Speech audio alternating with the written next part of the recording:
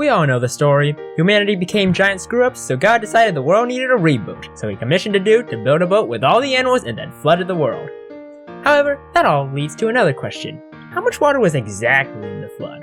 Well, that's what I'm here to try to answer, or at least get a rough estimate. So, how do we calculate the amount of water in the flood?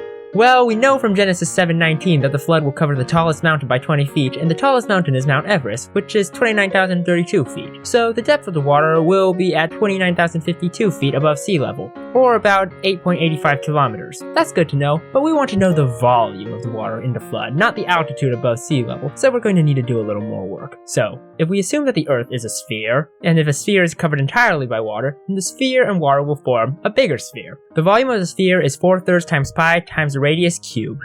Google says that the radius of the Earth is 6,378.1 kilometers, so the volume of the Earth is 1.0868 trillion cubic kilometers.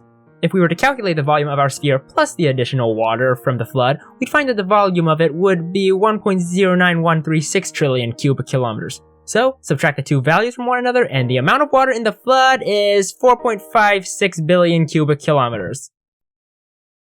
I have no idea what to do with this information. Also, don't ask me to convert the value into gallons because I broke my calculator trying to do that.